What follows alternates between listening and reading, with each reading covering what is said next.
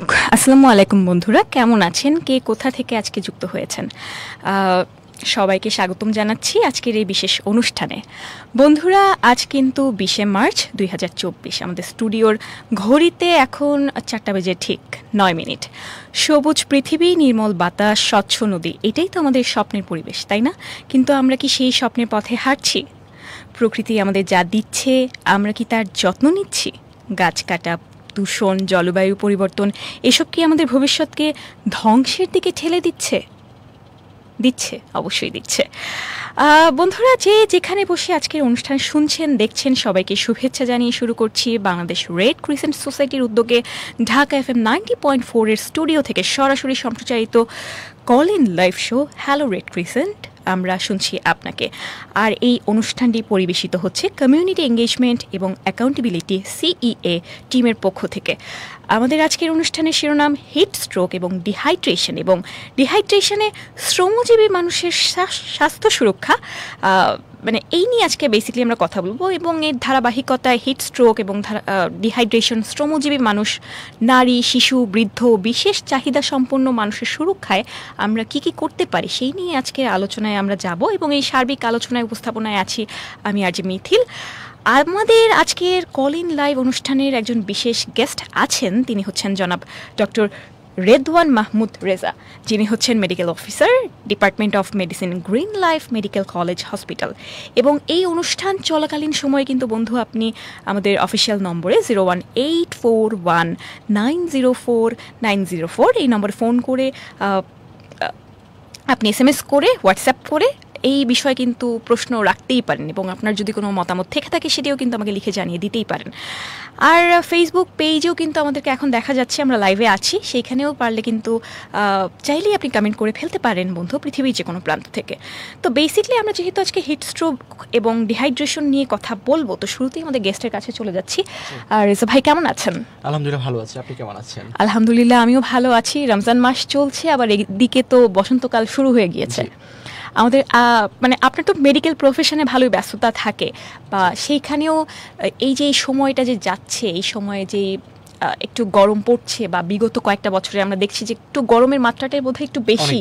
হ্যাঁ, তো এই সময় দেখা যাচ্ছে যে আমাদের যে শ্রমজীবী মানুষরা আছেন, আপনাদের হসপিটালেও দেখে থাকবেন যে হয়তো বা তারা ট্রিটমেন্ট নিতে যান, তো গরম বিষয়ক যেই সমস্যাগুলো হয়ে থাকে, অসুস্থতা, বা অনেক সময় দেখা যায় যে রোগীরা মারাও যাচ্ছে, তো সেই নিয়ে যদি আপনি আপনার জায়গা থেকে আমার দর্শকদের উদ্দেশ্যে কিছু বলতেন। ধন্যবাদ মিথিলাপুকে আজকের এই প্রোগ্রাম আমাকে আমন্ত্রণ জানানোর জন্য। আসলে আপনি যে বিষয়টা নিয়ে কথা বলতে যাচ্ছিলেন, যে হিট স্ট্রোক এবং ডিহাইড্রেশন ব্যাপারটা নিয়ে, আমরা দেখতে পাচ্ছি যে গত কয়েক বছর ধরেই আমাদের বৈশ্বিক যে আবহাওয়া সেটা অনেক বেশি বেড়ে গিয়েছে। সেটার ফলপ্রসূতে আমাদের বাংলাদেশ এবং আমাদের ঢাকার যে জলবায়ু, সেটা তো অনেক বেশি প্রভাব ফেলেছে। আমরা দেখেছি যে গত বছর অনেকগুলো মানুষ হিট স্ট্রোক করে, মানে যেটাকে হিট স্ট্রোক বলতে আমরা বুঝাই, যেটা হলো আমাদের অতিরিক্ত তাপমাত্রার কারণে শরীরের এমন একটা অবস্থা হয় যে যার কারণে শরীরের অবসাদ বোধ হয়, এবং মাথা ঘোরানো থেকে শুরু করে শরীরের নিস্তেজ হয়ে যাওয়া এবং মাথা ঘুরিয়ে পড়ে যাওয়া, এবং সেই থেকে স্ট্রোক করে, আমরা যেহেতু স্ট্রোক বলছি, স্ট্রোকটা হলো ব্রেনের ফাংশনকে আমাদের নষ্ট করে দেওয়া। তো সো আমাদের এই হিট থেকে, অতিরিক্ত তাপমাত্রা থেকে যখন আমাদের ব্রেন ফাংশনটা নষ্ট হয়ে যায়, আলটিমেটলি আমাদের পুরো বডিটাই আস্তে আস্তে নিস্তেজ হয়ে যায়, এবং অনেক সময় পেশেন্ট মারা যেতে পারেন, রোগীরা মারা যেতে পারেন, একজন সাধারণ মানুষ।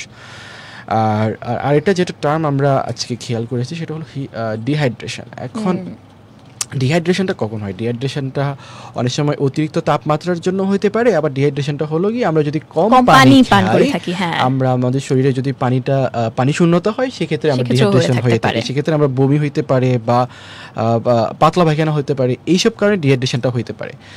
এখন মেইন কনসার্নটা হলো হিট স্ট্রোক। ডিহাইড্রেশনটা হয়তো আমরা এটা তরল বা ফ্লুইড দিলে হয়তো সেটা রিকভার করা যাচ্ছে, কিন্তু একটা মানুষের যখন হিট স্ট্রোক হয়ে যায়, একটা মানুষের যখন অতিরিক্ত তাপমাত্রার কারণে যখন তার শরীরের অঙ্গহানি হয়ে যায় এবং শরীরটা বিকল হয়ে যায়, সেটা আসলে রিকভার করাটা অনেক বেশি কষ্ট হয়ে যায়। এই ক্ষেত্রে হিট স্ট্রোকের অনেকগুলো লক্ষণ থাকে, অনেকগুলো কারণ থাকে, সেক্ষেত্রে আমাদেরকে একটু সচেতন হইতে হবে আর কি।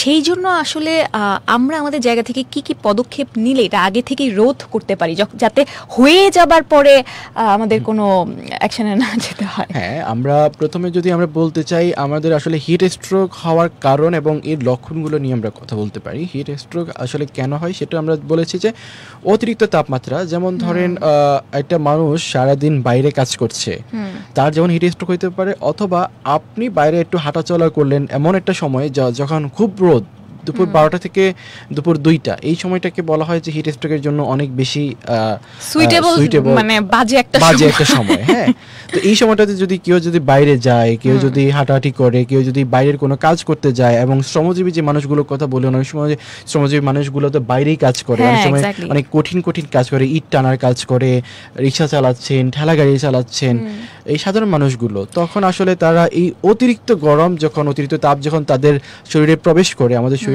নর্মাল যে বডি টেম্পারেচার সেটার সাথে যদি আমাদের বাইরের একটা টেম্পারেচার ঢোকার কারণে সেটা যদি সামঞ্জস্যতা যদি না থাকে, তখন গিয়ে মানুষজনের যে আমাদের নর্মাল যে মেটাবলিজম সেটা ব্যাহত হয়, এবং সেখান থেকে একজন মানুষ স্ট্রোক করে, সেখান থেকে তার ব্রেন ফাংশনটা নষ্ট হয়ে যায়।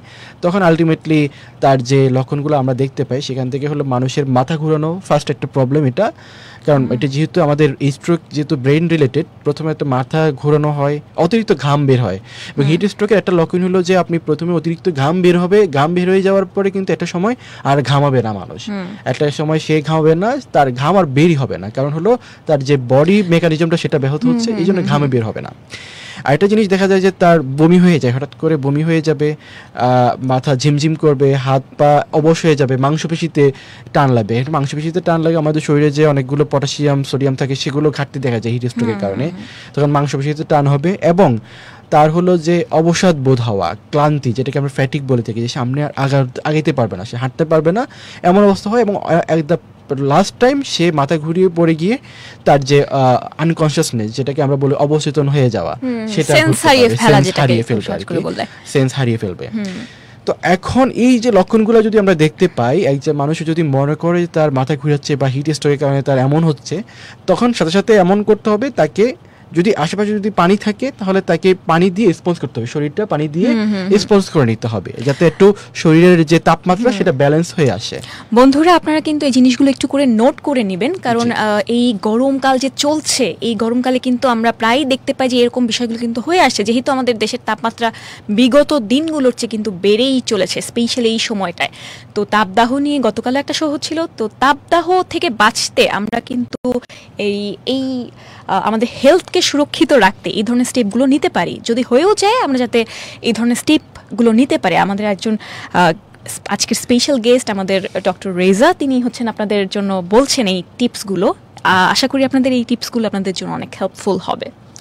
হ্যাঁ, তো আমরা যেটা বলতে চাচ্ছিলাম, তো একটা মানুষ যখন মনে করবে যে তার হিট স্ট্রোক হচ্ছে, সাথে সাথে সে যদি পাশে কোনো পানি থাকে সে পানি পান করবে, এবং পানি দিয়ে তার শরীরটা একটু স্পঞ্জ করে নিবে, মানে পানিতে ভিজাই নিবে, মুখ, হাত, মুখ, মাথা এগুলো পানিতে ভিজাই নিবে, যাতে শরীরের টেম্পারেচারটা একটু যে গরম হয়ে গেছে সেটার সাথে ব্যালেন্স করে শরীরটা একটু তাপমাত্রা ঠিক থাকে, এবং শরীরটা একটু তাপমাত্রা কমে একটু ঠান্ডা হয়, এটা একটু লক্ষ্য রাখতে হবে।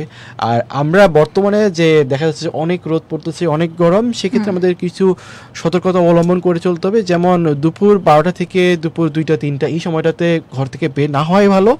একান্ত যদি আমাদের বের হতেই হয়, সাথে আমাদের একটা ছাতা রাখা, একটা রোদ চশমা রাখা, একটা পানির বোতলের মধ্যে আপনার স্যালাইন গুলিয়ে নিতে পারেন, অথবা ফ্রুটসের যে জুস থাকে সেটা গুলিয়ে নিতে পারেন, যেটা আপনার স্বাচ্ছন্দ্য বোধ করেন, অথবা নর্মাল প্লেন পানীয় যেটা আমরা বলি সাদা পানি, সেটা আপনি নিয়ে বেরোতে পারেন, যাতে অ্যাটলিস্ট আপনার শরীরের যে তাপমাত্রা, যদি বডি ফ্লুইড সেটা যাতে ব্যালেন্স থাকে। হ্যাঁ, সেটা যাতে ব্যালেন্স থাকে।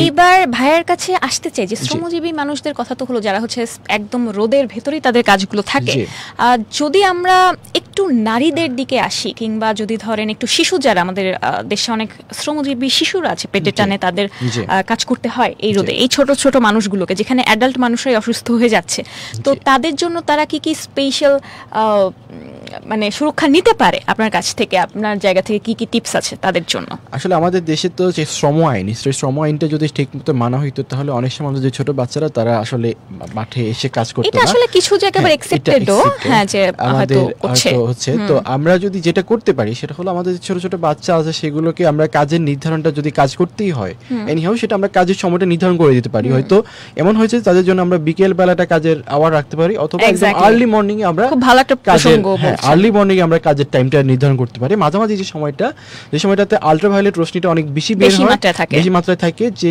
সময় তাপমাত্রাটা শরীরের জন্য অনেক বেশি ক্ষতিকর, সেই সময় আমরা বাচ্চাদেরকে কাজটা না রাখি, কাজ থেকে বিরত রাখি। একই অবস্থা আমাদের মায়েদের জন্য, যারা আমাদের নারীরা আছেন তারা কাজ করতে যান, অনেক সময় নারীরা তাদের শরীরের বিভিন্ন সমস্যা নিয়েও কাজ করতে যাচ্ছেন, অনেক সময় গর্ভবতী থাকা অবস্থায় সে পেটের দায়ে কাজ করতে যাচ্ছেন। আসলে সেই ক্ষেত্রে অ্যাজ ওয়েল অ্যাজ ওই মানুষটার জন্য যেমন নিজের শরীরের জন্য ক্ষতি হচ্ছে, বাচ্চায় গর্ভে যে বাচ্চাটা আছে সেই বাচ্চাটার জন্য ক্ষতিগ্রস্ত হচ্ছে।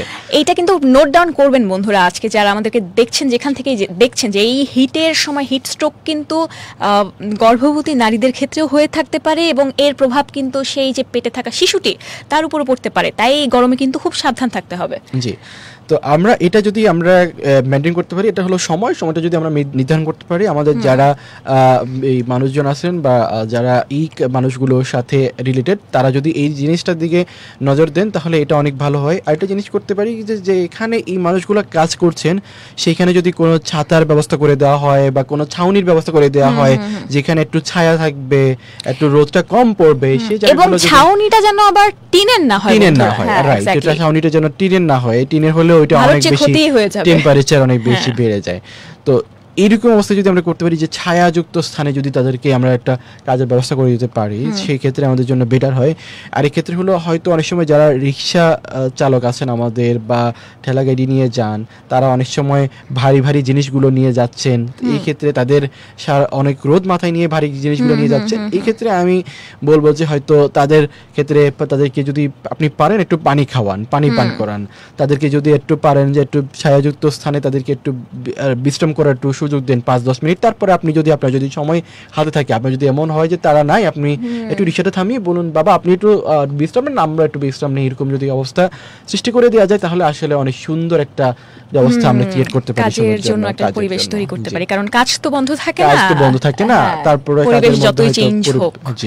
আর আরেকটা বিষয় দেখা যায়, আমি ভাইয়ের কাছে যদি একটু আসি, যে বয়স্ক যারা আছেন তারাও কিন্তু বেশিরভাগ সময় এটাই দেখি যে শীতকালেও দেখা যায় যে তারাই মারা যাচ্ছেন, গরমকালেও দেখা যায় যে তারাই বেশি মারা যাচ্ছেন।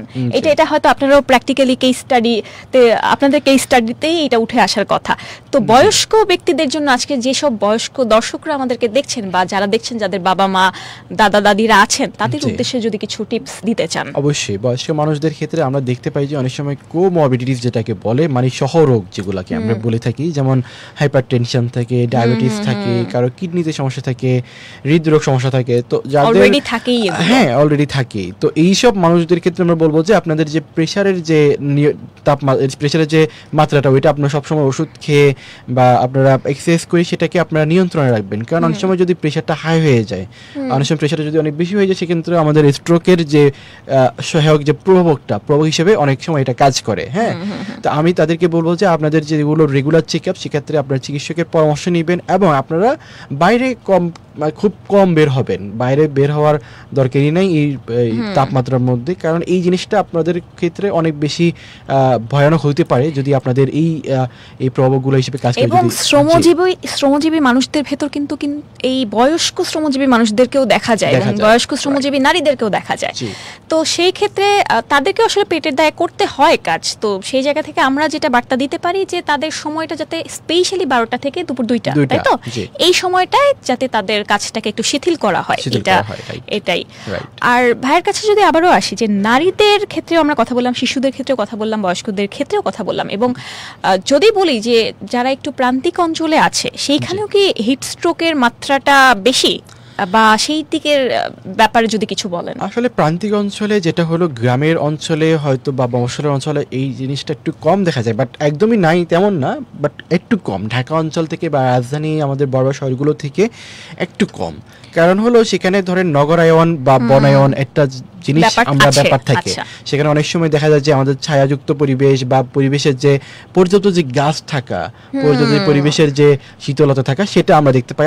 আমি একটা এক্সাম্পল দিই, আমাদের ঢাকা শহরেই আপনাকে একটা এক্সাম্পল দিই। আপনি ঢাকা শহরের অন্য সব রোড থেকে ঘুরে এসে আপনি যখন কাকরাইল থেকে একদম আপনি রমনা পার্ক হয়ে ইন্টারকন্টিনেন্টাল দিয়ে ঢুকবেন, আপনি সেটা নর্মাল টেম্পারেচারে হোক বা গরমকালে হোক শীতকালে হোক, সবসময় আপনি একটা শীতল একটা অনুভূতি পাবেন। কারণ হলো রমনা এলাকাটাতে আপনার সব গাছ দিয়ে ঘেরা, কিন্তু তার বাইরে যে এলাকাটাতে আপনি ওইরকম পাবেন না। এটাই হলো আমাদের মূল পার্থক্য। আপনি যদি ঢাকার বাইরে যান, প্রান্তিক এলাকায় যান, সেক্ষেত্রে আপনার যে রোদের মধ্যে যে আর্দ্রতা সেটা একটু কম থাকবে, সেটা একটু কম দেখা যায়। কিন্তু আমাদের প্রান্তিক অঞ্চলের মানুষরা, যেমন আমি কিন্তু জানি যে আমাদের ঢাকা এফএম 90.4 এর সাথে অনেক বন্ধুরা অনেক পাহাড় থেকে শোনেন আমাদেরকে, সমুদ্রের নিকটবর্তী অঞ্চল থেকে আমাদেরকে শোনেন, বিভিন্ন জায়গা থেকে শোনেন, এবং তারা কিন্তু হিট স্ট্রোক বিষয়টা নিয়ে খুব একটা অবগত না, এবং তারা হয়তো বা খুব বেশি হলে হয়তো নিউজ পেপারে শোনে কিংবা আজকে এই আমাদের শোর মাধ্যমে শুনছে। তাই আপনাদের কাছ থেকে আপনার মতো একজন ডক্টরকে পেয়ে আমরা আসলে আনন্দিত, এবং আপনার কাছ থেকে কিন্তু আমি আরও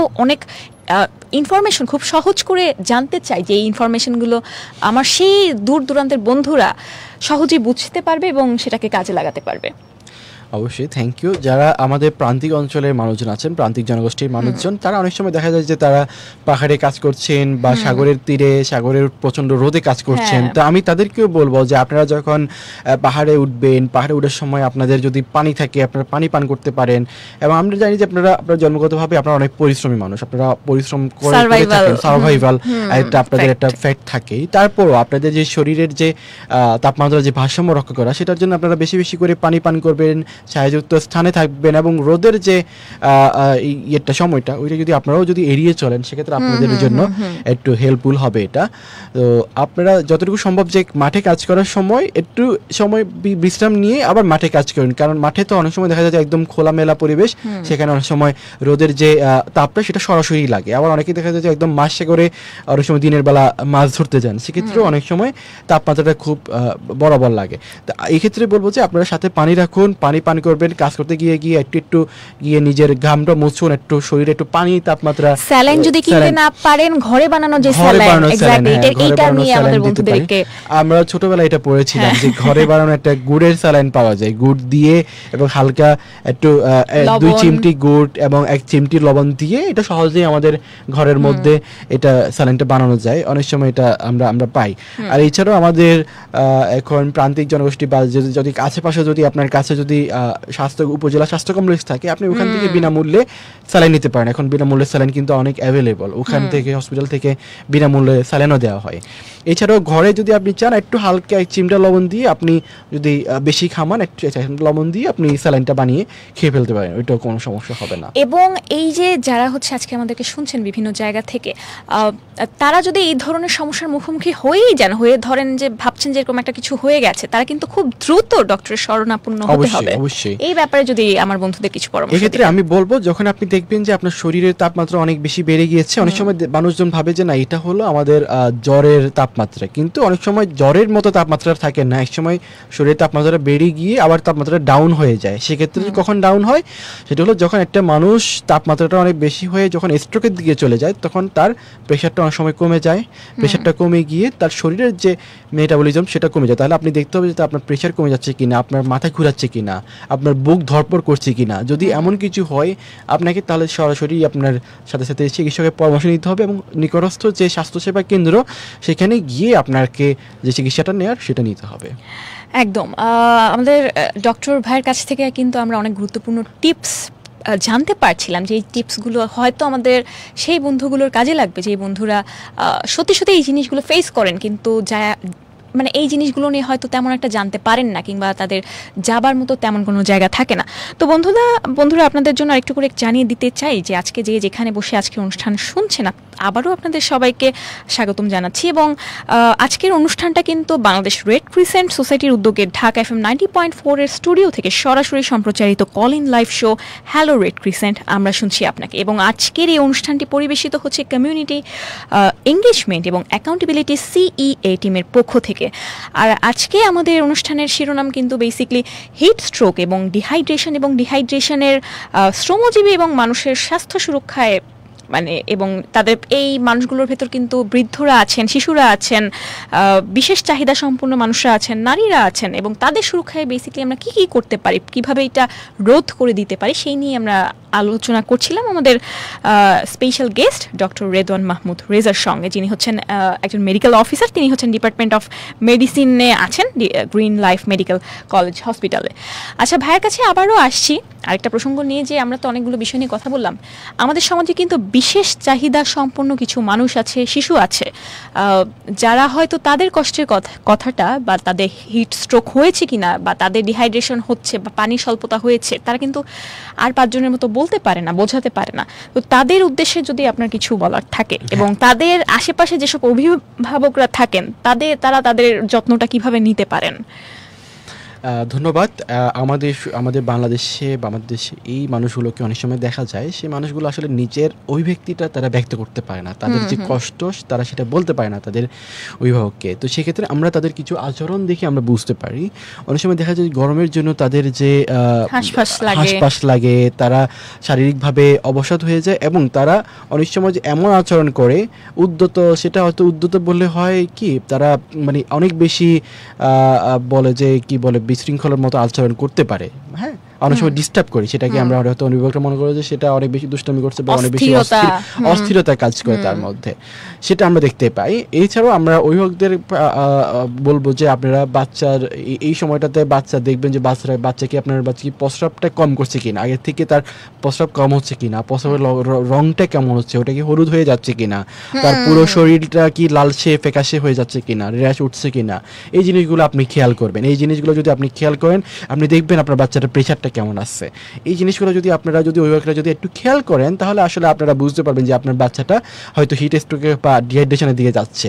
সেক্ষেত্রে আপনি বাচ্চাটাকে কনসার্ন ব্যাপার থেকে আপনি বাচ্চাটাকে একটু বেশি বেশি করে পানি খাওয়ান, একটু বেশি বেশি করে ফলের জুস খাওয়ান, যাতে সে একটু ঠান্ডাযুক্ত স্থানে রাখুন, যাতে তার অস্থিরতাটা কমে যায় এবং তার যে হাঁসফাঁস করাটা সেটা আসলে কমে। আর শরীরে যদি আপনি যদি আগের চেয়ে যদি মনে করেন যে তার প্রস্রাবের পরিমাণটা কম আসতেছে, তাহলে তাকে বেশি বেশি করে তরল পানি খাওয়াবেন, যাতে তার ইউরিন আউটপুট বা আমরা যেটা বলি প্রস্রাবের পরিমাণটা যাতে ঠিক থাকে। এটা আপনাকে খেয়াল রাখলে আমরা তখন আমাদের করে মেজার নেওয়াটা সহজ হবে আর কি। শিশুদের প্রসঙ্গ যখন আসলে আমি শিশুদের প্রসঙ্গে আবারও একটু আসি, যে শিশুদের কিন্তু স্কুল গোয়িং যেই সব শিশুরা আছে এবং আন্ডার 18 যারা আছে, ওরাও আসলে শিশুই। এই যে স্কুলের টাইমটা, স্কুল তো ছুটি দেয় না, স্কুল তো খোলাই থাকে 12টা থেকে 2টা পর্যন্ত, এবং অনেক স্কুলেই কিন্তু এই যে এসি বলেন থাকে না, অনেক সময় দেখা যায় যে ফ্যানও থাকে না, বা থাকলেও হয়তো লোডশেডিং এর মতো খুবই বিরক্তিকর বিষয়গুলো থাকে।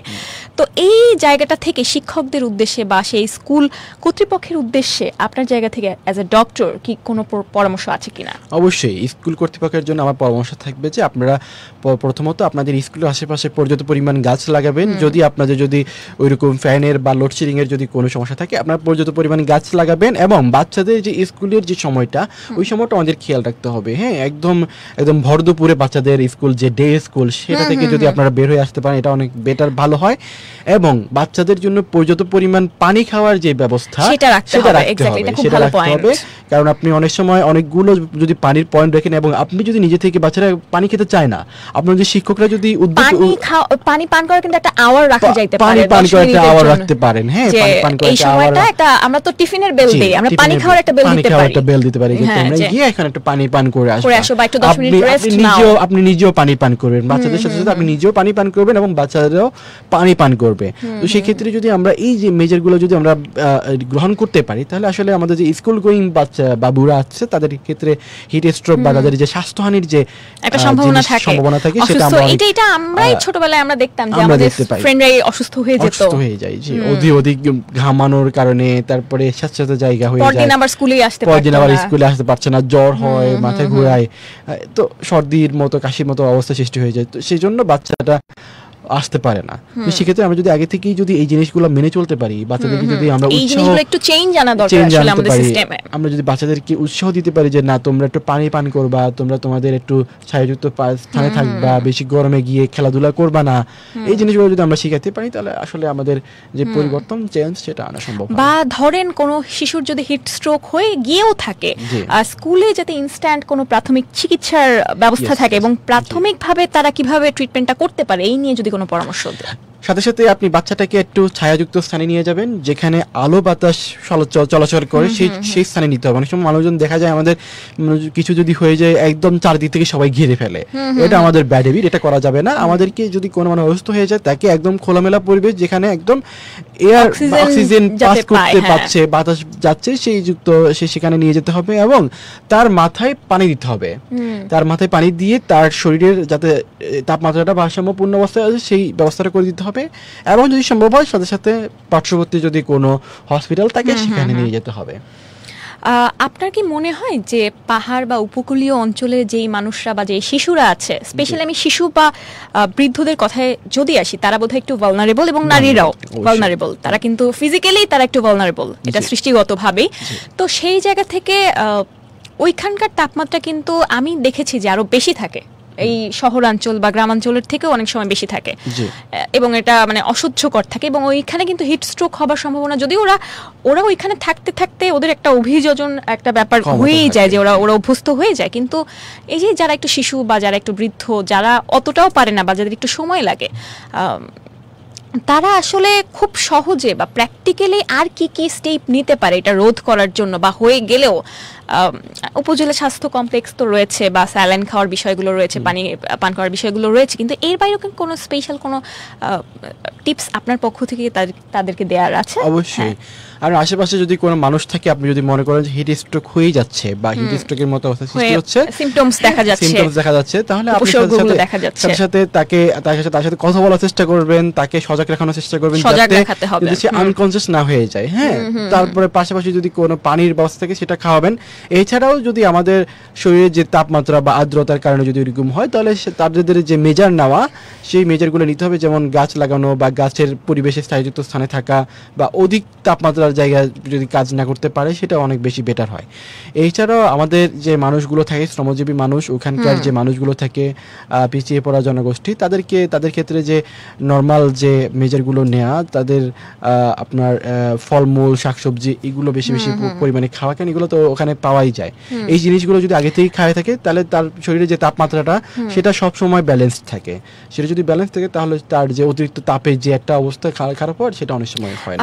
যেহেতু আপনি ডক্টর, আপনার কাছে একটা স্পেশাল কোশ্চেন আছে এই ব্যাপারে, যে উপকূল অঞ্চলে এবং পাহাড়ি অঞ্চলে ফল বা ফসলের ধরনটা কিন্তু একটু আলাদা। যেমন পাহাড়ে কিন্তু জুম চাষ হয়, তো সেই ক্ষেত্রে ওরা কি টাইপের ফল বা সবজি বা ওরা খেতে পারে, যেটা খেলে কিন্তু ওরা খুব সহজেই পুষ্টিটা পাচ্ছে এবং হাইড্রেটেড থাকতে পারছে, যেহেতু হিট স্ট্রোকের একটা বিষয় এসেই যায়। যদি ওরা ন্যাচারালি ওখানে ওটা খেতে খেতে ওরা অভ্যস্ত, কিন্তু আপনি যদি একটু মেনশন করতেন স্পেশাল ভাবে। ওদের ওখানে যে ফলগুলো আপনার নরমালি যে ফলগুলো জন্মাতে পারে, ধরেন কোনো যদি ফলজ যে জিনিসগুলো, যদি পানি ফল যদি কোনো কিছু থাকে, সেগুলো ওরা খাইতে পারে। এছাড়াও যদি এগুলো যদি না পায়, তাহলে তাদেরকে তরল পানি খেতে হবে। অনেক সময় আমাদের মানে উপকূলে আপনি যেটা বললেন যে ওখানে অনেক সময় জুম বেশি চাষ হয়, এবং আমাদের যে নর্মাল যে সাধারণ ফলের মতো সেগুলো অনেক সময় পাওয়া যায় না। হ্যাঁ, সেগুলো অনেক সময় পাওয়া যায় না। সেক্ষেত্রে তাদেরকে যে পানি টানি খাওয়া বা তরল মানে জিনিসগুলো খাওয়া, সেগুলোই আসলে নিতে হয় আর কি। এছাড়া পাহাড়ে অবশ্য অন্য ধরনের ফল কিন্তু আছে, যেগুলো আবার শহর অঞ্চল আমরা একটু কম পাই, যেমন হচ্ছে বন কাঁকরোলের ভেতর কিছু আছে, এই ধরনের কিছু সবজি আছে, তারপর হচ্ছে পানি ফলের মতো কিছু সবজি, আনারস পাওয়া যায়। আনারস কিন্তু অনেক ভালো একটা ফল, যেটা আপনার গরমকালে অনেক বেশি হেল্পফুল। হ্যাঁ, ওখানে এই জিনিসটা আপনারা খেতে পারেন, যে জিনিসটা খেতে পারেন। আপনারা যদি এমনিতে যদি খেতে না পারেন, আপনি রস করে খেতে পারেন, এবং ছোট বাচ্চারা খেতে চায় না, কিন্তু আমরা সরাসরি খেতে পারেন বা রস করে খাওয়া যায়। রস করে খাওয়ার জন্য অনেক সময় হয়তো উপকরণ পাওয়া যাবে, রস করতে পারবে না, সেক্ষেত্রে ডিরেক্ট খেয়ে ফেললে হবে, কোনো সমস্যা। আর যখন হিট স্ট্রোকের একটা বিষয় আসলো, যে দীর্ঘমেয়াদী হিট স্ট্রোক বা ডিহাইড্রেশনের কারণে কি কি স্বাস্থ্য জটিলতা আসলে দেখা দিতে পারে যদি দীর্ঘমেয়াদী এটা হয়ে যায়, মানে খুব ভালোভাবেই কাউকে যদি ধরে ফেলে এই জিনিসটা? এই ক্ষেত্রে প্রথমত তার কিডনি বিকল হবে। একটা মানুষ তার কিডনি বিকল হবে, এফেক্ট হবে, বাজেভাবে এফেক্ট হবে। কারণ হলো তার শরীরে যদি হাইড্রেশনটা না থাকে, তার শরীরে পর্যাপ্ত পরিমাণ পানি সেটা কিডনি ফিল্টার করতে পারবে না, এবং শরীরের মধ্যে যে বর্জ্য পদার্থগুলো সেগুলো অনেক বেশি বেড়ে যাবে। সেগুলোর কারণে আপনার কিডনি ইফেক্ট হবে। আমাদের যদি কিডনিটা আলটিমেটলি ইফেক্ট হয়, কিডনি থেকে আমাদের হৃৎপিণ্ড, যেটাকে আমরা হার্ট বলি, হার্ট, তারপরে লিভার, তারপরে সেগুলো থেকে আমাদের পায়ের মাসেল, হাতের মাসেল, সেগুলো আমাদের এফেক্ট করবে, সেগুলো কাজ করবে না, এবং আলটিমেটলি আমাদের ব্রেনে গিয়ে এটা এফেক্ট পড়ে সেটা আমাদের ব্রেন স্ট্রোকে দিয়ে যেতে পারে। শুধু আমাদের আস্তে আস্তে কিডনি বিকল থেকে শুরু করে আমাদের শরীরে যে কোনো একটা অঙ্গ যদি আমাদের বিকল হয়ে যায়, সেখান থেকে আসলে বাকি সবগুলোই আস্তে আস্তে ড্যামেজ হওয়া শুরু এবং করে। তার মানে হচ্ছে ব্রেইন এবং কিডনি এই দুইটাতে হচ্ছে সবার আগে গিয়ে অ্যাটাক করে ডিহাইড্রেশনের ক্ষেত্রে, হিট স্ট্রোকের ক্ষেত্রে। তো এই বিষয়গুলো কিন্তু খুবই সাবধান থাকবেন বন্ধুরা। অলরেডি যাদের এই ধরনের স্ট্রোকের ইস্যু হয়েছে কখনো, বা এখন কিন্তু দেখা যায় যে অনেক ইয়াং মানুষদের কিন্তু হয়ে যাচ্ছে, কিডনি প্রবলেম হয়ে যাচ্ছে, এবং অলরেডি যাদের আছে তারা কিন্তু আরো বেশি করে সাবধান হয়ে যাবেন। তাহলে আপনাদের যদি ধরে তাহলে কিন্তু সহজে ছাড়বে না বন্ধু। আর এইবারে আরো একটা প্রশ্নে যদি আসি রেজা ভাই, যে হিট স্ট্রোক এবং ডিহাইড্রেশন প্রতিরোধে দীর্ঘমেয়াদী পরিকল্পনা হিসেবে সরকার বা সংশ্লিষ্ট যারা আছেন কর্তৃপক্ষ, তাদের জায়গা থেকে আসলে কি কি পদক্ষেপ নেওয়ার মতো আছে বা নেওয়া উচিত বা এক্সিস্ট করছে, যেটা আমাদেরকে আরেকটু জানা উচিত? আমাদের সরকার বা ঊর্ধ্বতন কর্তৃপক্ষের কাছ থেকে যেটা দীর্ঘমেয়াদী পরিকল্পনা হিসেবে নিতে পারে, সেটা হলো আমাদের যে বর্তমানে যে বৈশ্বিক যে তাপমাত্রা, সেটার জন্য সবাই লড়াই করছে। আমরা জানি আমাদের অনেক সময় দেখছি যে বৈশ্বিক যে সম্মেলন হয়, জলবায়ু সম্মেলন, সেখানে বক্তারা অনেক কথা বলছেন, অনেক ব্যবস্থা নিচ্ছেন। আসলে সেই ব্যবস্থাগুলো যদি আদতে যদি আমাদের এখানে যদি সেগুলো যদি অ্যাপ্লাই করা হয়, তাহলে অনেক সময় আমাদের এই জিনিসটা আমাদের কমিয়ে আনা সম্ভব। সেক্ষেত্রে হলো আমাদের যে গাছ কাটার যে বিষয়টা, সেটা রোধ করতে হবে, এবং অ্যাজ ওয়েল এজ যে বৃক্ষরোপণ করা এবং একটা বৃক্ষকে সেটা পরিচর্যা করে সেটা থেকে একটা ছায়াযুক্ত পরিবেশ সৃষ্টি করা, একটা সবুজ নগরায়ন তৈরি করা। এখানে একটু ইন্টারাপ্ট করি, আমরা দেখা যায় যে আমরা গাছ লাগাচ্ছি, সরকারিভাবে লাগাচ্ছি, বেসরকারিভাবে অনেক এনজিও সংস্থাগুলো লাগাচ্ছে, কিন্তু গাছগুলোর পরবর্তীতে কি হচ্ছে, পরের বছর কিন্তু গাছটা বড় হচ্ছে, রয়ে গেছে যথেষ্ট, মানে কি বলবো, যে তার গাছটা বেড়ে ওঠার জন্য যা যা দরকার সেই হেল্পটা কি পাচ্ছে? এইটা নিয়ে কিন্তু আমরা খুব একটা মাথা ঘামানো হচ্ছে না, এটা নিয়ে কেউ কখনো দেখছে না। আমরা লাগাই শুধু মানুষকে দেখানোর জন্য যে আমরা বৃক্ষরোপণ কর্মসূচি চলতেছে, আমরা বৃক্ষরোপণ করতেছি, এটাই। কিন্তু আসলে যে আদতে আমাদের পরিবেশের যে ইমপ্যাক্ট রাখার জন্য, যেটা আমাদের সবুজ নগরায়ন এবং নগরায়ন করার যে প্ল্যানটা, গ্রিন সিটি, সেই গ্রিন সিটিটা করার জন্য আমাদের যে ইমপ্যাক্টফুল যে কাজগুলো করা দরকার, সেই কাজগুলো আমরা করতে পারছি না। সেই কাজগুলো যদি আমরা করতে পারি, সেটা অ্যাজ ওয়েল এজ সরকারের পক্ষ থেকে এবং আমাদের যে নাগরিকরা আছেন, নর্মাল মানুষরা আছেন, তাদের পক্ষ থেকে এটা করা উচিত। আমরা রাস্তাঘাটে সিগারেট খাচ্ছি, আমরা যানবাহনের পরিমাণ অনেক বেশি রাস্তায়, আমরা যত্র ময়লা ফেলছি, এই জিনিসগুলো নিয়ে আমরা পরিবেশকে দূষিত করছি, পরিবেশকে দূষিত করে আরো পরিবেশটাকে আরো উত্তপ্ত করে দিচ্ছি। তো আমাদের এই জিনিসগুলো নিয়ে ভাবা উচিত। আমাদের সরকারকে যেমন সচেতন হইতে হবে, সরকারের জায়গা থেকে যেমন গ্রিন সিটি করার যে পদক্ষেপ সেটা নিতে হবে, অ্যাজ ওয়েল এজ আমাদের সাধারণ মানুষের সেই জায়গা থেকে নিজেদেরকে সেটা সচেতন থাকতে হবে এবং নিজেদের জায়গা থেকে কাজ করতে হবে। আসলে কারণ একটা কিছু হয়ে গেলে সেটা সলভ করা কিন্তু আরো অনেক কঠিন হয়ে দাঁড়ায়, যেখানে আমরা সেটা সহজেই রোধ করতে পারতাম, সেটার এগেইনস্টে আমরা কিন্তু অ্যাকশন নিতে পারতাম বন্ধু। আর একটা প্রসঙ্গ যখন আসলোই যে যখন গভর্নমেন্ট এরকম গাছ লাগাতে পারে এবং গাছের পরিচর্যায় অনেকটা সময় দিতে পারে বা এটা নিয়ে আরেকটু রিসার্চ করতে পারে, তো অ্যাজ আ ডক্টর আপনি যদি বলেন, সেক্ষেত্রে আপনি যদি আমার বন্ধুদের উদ্দেশ্যে বলেন যে ডক্টরদের জায়গা থেকে কি কি পদক্ষেপ নেওয়া উচিত আপনাদের চারপাশের পরিবেশটাকে এবং মানুষগুলোকে সুস্থ রাখতে এই গরমে তাপদাহে?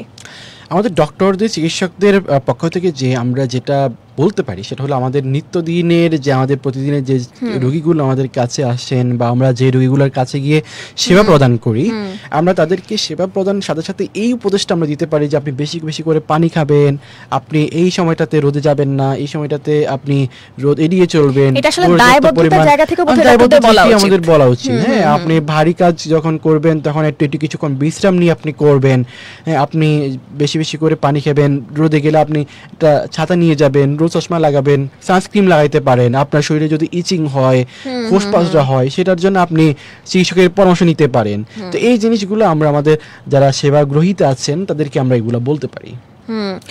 এবং এই যে গরমকাল তো আসতে যাচ্ছে, যদিও আসলে প্রকৃতিতে গরমকাল চলে এসেছে, খাতা কলমে যদিও বসন্তকাল চলছে, ফুল ফুটুক আর নাই ফুটুক বসন্তকাল তো চলছে।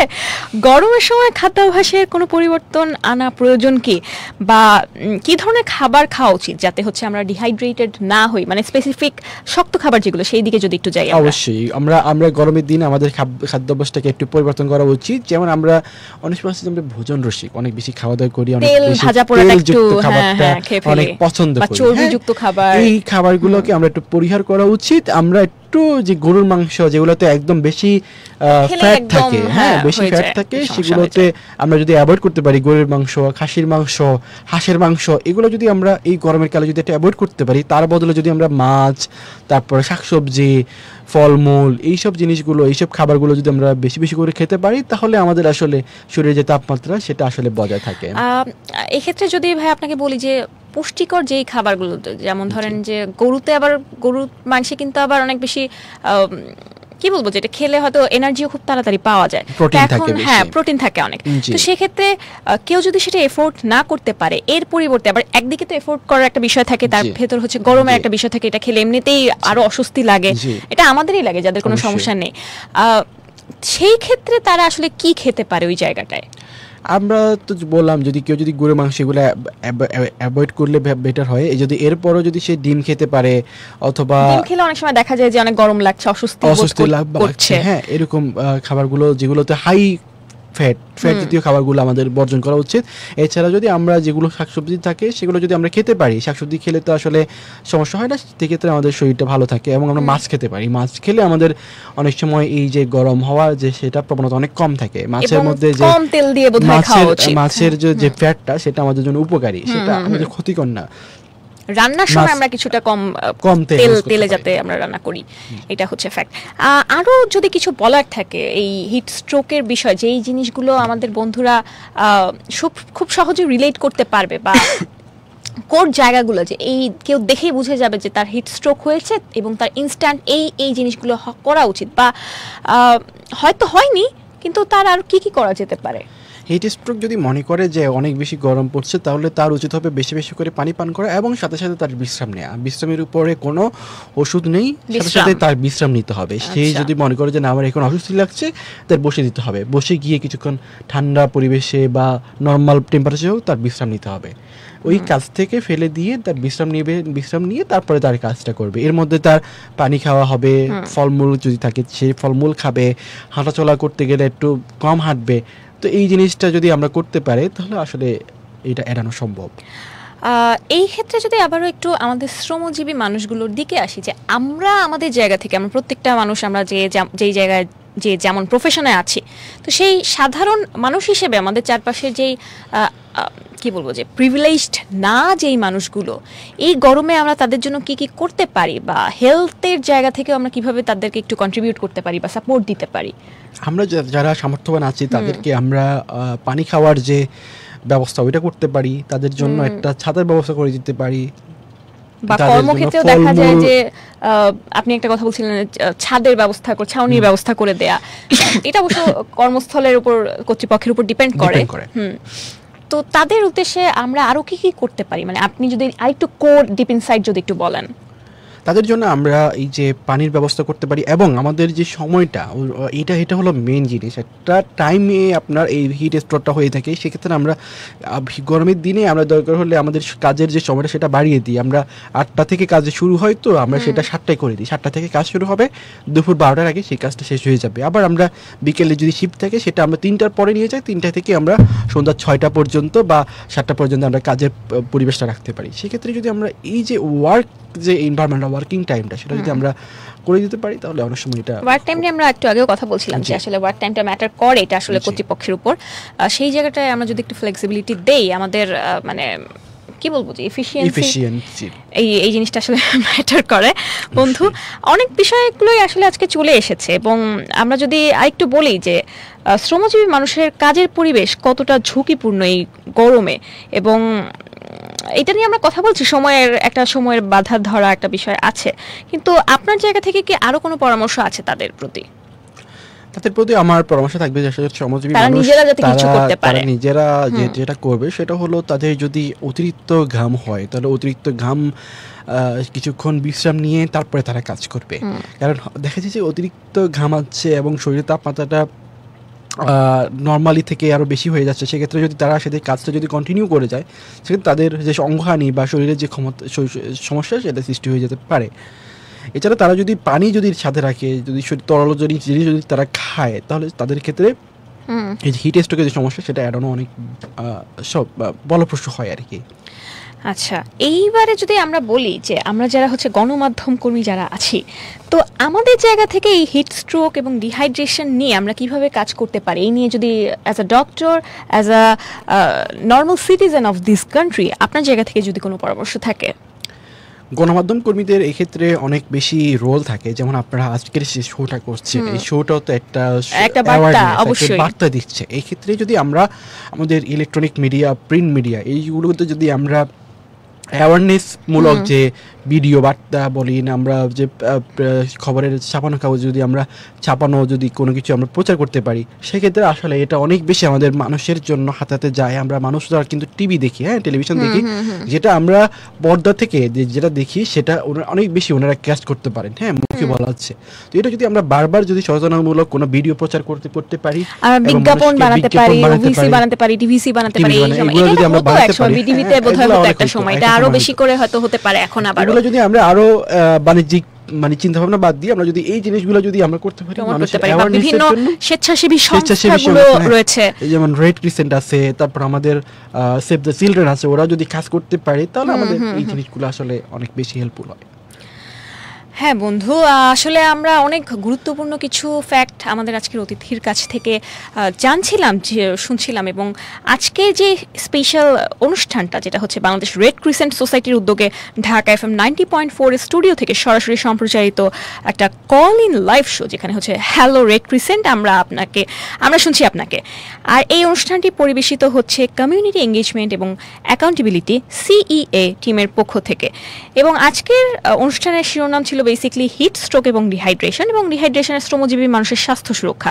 এবং তার ধারাবাহিকতায় কিন্তু আজকে আমরা কথা বলেছি হিট স্ট্রোক এবং ডিহাইড্রেশনে শ্রমজীবী মানুষ, নারী, শিশু, বৃদ্ধ এবং বিশেষ চাহিদা সম্পন্ন যে মানুষরা রয়েছেন তাদের সুরক্ষায় আমরা কি করতে পারি, কি স্টেপ নিতে পারি, অ্যাকশন নিতে পারি যাতে আমরা সুরক্ষিত থাকতে পারি।